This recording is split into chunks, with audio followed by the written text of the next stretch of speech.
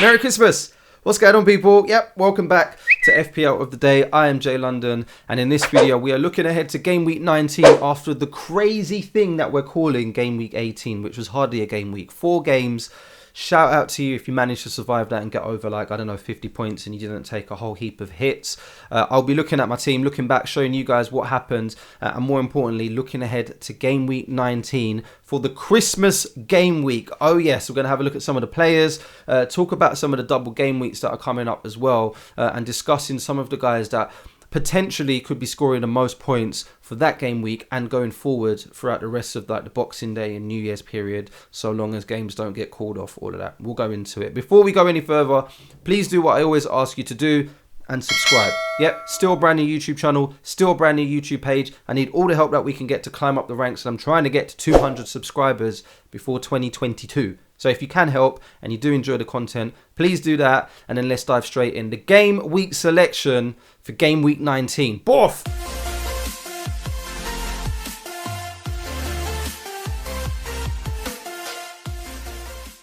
So I'm going to run through this really quickly because, yeah, game week 18 was just a little bit of a myth. Starting with my transfer, Ramsdale I brought in for Sanchez because he wasn't playing, and yeah, that didn't really work out too well. Should have brought in Edison. He was the other potential option, but yeah, 2 points is better than transferring in Ollie Watkins just before the deadline and then getting nothing, right, because the game got postponed. I really do feel for you if that did happen to you. James is finally getting some points. Yeah, I was one of the people that brought him in against Man United. He was doing nothing, so really happy to see him on 6. Alonso coming away with 9. What a hero. Trent Alexander-Arnold came away with 7 points, even though they conceded quite a bit. I was actually at that game.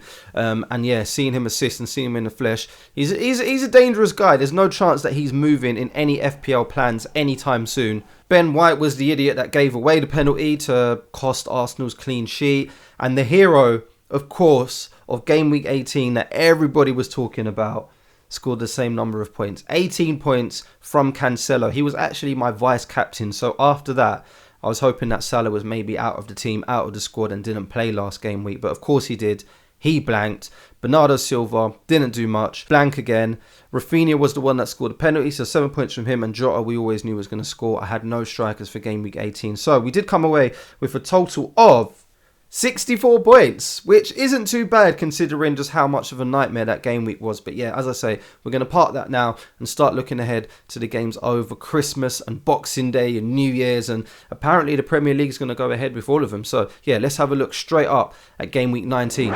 So as it stands, obviously I've just brought in Ramsdale. There's no chance that I'm going to be moving him along. He's playing a fixture against Norwich. Spoiler alert, before I go through the rest of the team, I am considering rolling a transfer because as it stands at the time of recording, I have got 14 playing players, obviously not including my goalkeeper on the bench, yeah, but Ramsdale against Norwich is the person that I would actually want if I didn't even have him. So yeah, I'm not expecting Norwich to score too many goals, so I'm really confident with Ramsdale in goal, and Arsenal's looking pretty good, so who knows what could happen there. Maybe they'll just do so much attacking that Norwich don't even get a shot on target, right? The Chelsea boys, James and Alonso, stay put. Not for much longer though, because they do have some really hard games coming up against City, Liverpool, Tottenham, and then 2 blanks, which we cannot afford to keep players like that in our team. So yeah, I will be eyeing up some of the transfers a little bit closer to maybe game week 20, 21, and then help you guys out if you're looking to get rid of James and Alonso. But for now, against Aston Villa, I'm pretty confident about that, so we'll make sure that James and Alonso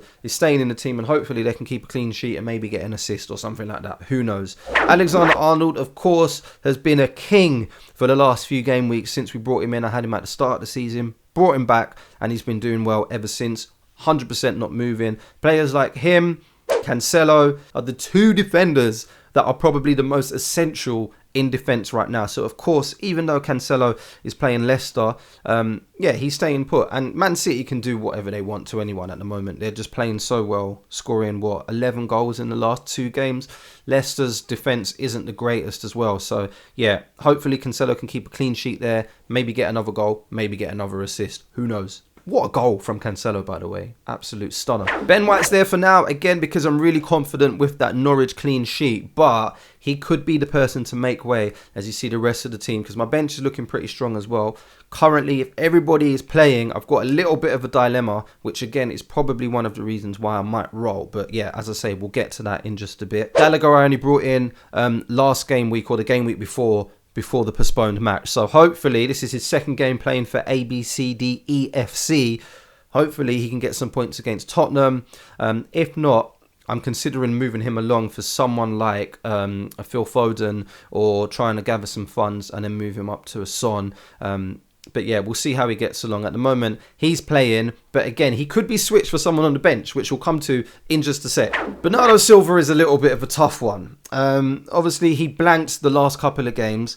He's had a lot of transfers out. I think at the time of recording, there's been like 42,000 managers that have taken him out. And I understand it. Obviously, there's a lot of fixtures coming up for Manchester City, and we all know that Pep likes to rotate as often as he can. He's got so many players that allow him to do that. There is a chance that Gundogan, now that he is back, he could come into the team. De Bruyne, we're assuming is going to be first choice now because it is Kevin De Bruyne.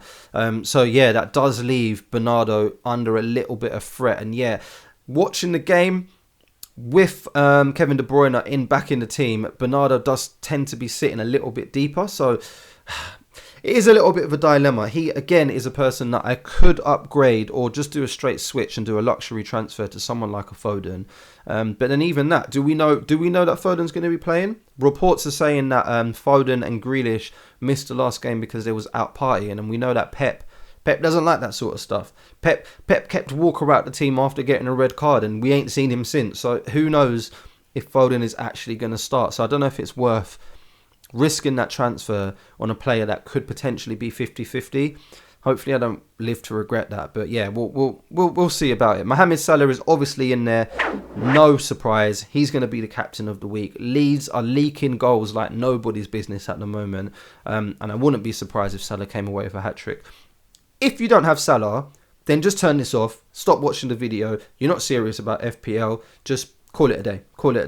He is obviously going to be going to African nations really, really soon as well. So we're keeping a close eye on that. It could be a straight swap for someone like Son or Kevin De Bruyne, but we'll cross that bridge a little bit later on. That's not a fire that we need to put out at the moment. Jota seems to be like a secret weapon at the moment. I think he's something like 30% owned. A lot of the people in my mini league either have him or don't have him. It's pretty much 50-50. And again, going into that Leeds game, woo, I can see Jota scoring quite a few points. So hopefully he delivers there. And Firmino doesn't come in to spoil the party, because yeah, obviously now he is back. But having Jota in your FPL team looks like a really, really good sign, especially with that African nations coming up. Looks like he's going to be getting more minutes, and he could be the main man as soon as Mane and Salah go away to AFCON. So yeah, we'll keep an eye on that. But Jota for a game week against Leeds at home, woo! I'm excited about this one. And then there's a little bit of a pickle up front with my one striker. I have a choice to go for either Antonio or to go for King. At the moment, we're going with Antonio. Why? Because Southampton have looked a little bit leaky at the back. I feel like it's only a matter of time before Antonio starts getting points again. He's had a rest. And I just feel like there's more chance of Antonio getting goals against Southampton than King has against Wolves away. Like Wolves' defence is ridiculous. They're so good. If you saw them last week against Chelsea, you won't need me to tell you that. And Sarr has kept some of the most clean sheets in the league at the moment as well. So the Wolves back line is looking pretty strong. So I'm expecting Antonio to have a better chance of getting some points than King against Wolves. But Rafinha is also there as well. So this is what I meant about my bench dilemma. And you're probably going to be in a similar situation if you didn't buy Ronaldo, or you managed to swap him out and spread the money around your squad. It means that you've got quite a strong team. And the answer is, who do we play? Do we play Rafinha against Liverpool? Probably not. Even though, yeah, Liverpool did look a little bit shaky at the back against Tottenham. But as I say, is there more chance of Gallagher performing?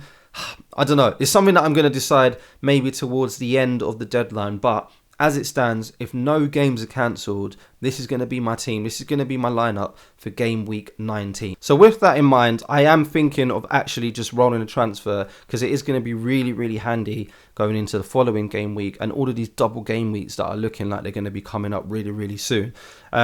And it just makes sense, right? If I'm struggling about picking players on my bench to replace players in my first team, then what am I doing bringing in new players? It makes no sense, right? It is tempting to bring in a Foden, and it is tempting to try and free up some funds to get Son, but I'm kind of hoping that I can survive for this game week and then have 2 going into the next one, and then things are going to be a little bit clearer. Looking at the fixtures going ahead, it looks like game week 22 might be the first of a double game week. Teams like Manchester City and Liverpool could potentially be missing out on that double game week. So we're going to keep an eye on it. Make sure you're keeping up to date with FPL of the day on Twitter. And as soon as we get the news, as soon as that is confirmed, then I will let you know. But my advice to you right now would be to start planning ahead to those double game weeks. Don't stress too much about making transfers this week. If you can afford to roll it, hang on to that transfer because it's going to be heavily needed. I also asked you guys on Twitter about some of the things that you wanted to know for this game week 19 video, and one of the most common asked questions was Manchester City players, the best attacking ones to have over the Christmas period. My advice would firstly be Cancelo. Yep, he's a defender, but he's probably the best attacking player to have across that period, mainly because we can pretty much hope that Manchester City are going to be getting clean sheets, and you saw him last game. He was absolutely unreal. Bernardo Silva probably still is the player that's going to get the most minutes, but is he going to get the most points? That's the question. With the rest of them, who knows what's going to happen? It's too hard to predict. Pep Roulette is absolutely ridiculous. Sterling could come back in. Obviously, every time that he has played and he has actually been on the pitch, he scored a goal. Jesus looked like he could be back in favour. Grealish was rested, but then if he's out partying, does Pep really want to put him in? That is the question. So at the moment, I would say Cancelo and Bernardo Silva are probably the 2 safest bets. And then after that, Phil Foden is probably just slightly the next one on the list. And then, apart from those 3, it's a guessing game for any of it. Like even De Bruyne could get rested. Who knows?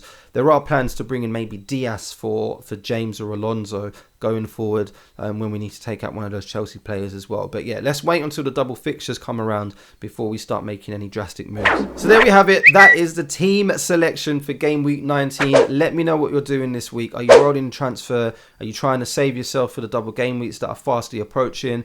Have you got an eye on people like James and Alonso or Rudiger that you need to take out of your team because they're going to be playing some really hard fixtures and they've got 2 blanks coming up? Put it down in the comments below. Please leave a like, and as always, as I ask you to do, please do subscribe, especially if you've made it all the way here to the end. That means you've pretty much enjoyed the content, right? Let that be your Christmas present to me, and I'll continue to keep delivering as many Christmas videos as possible over the festive period. If I don't see you before then, have a good one, and I'll see you for game week 20, all right? Boof!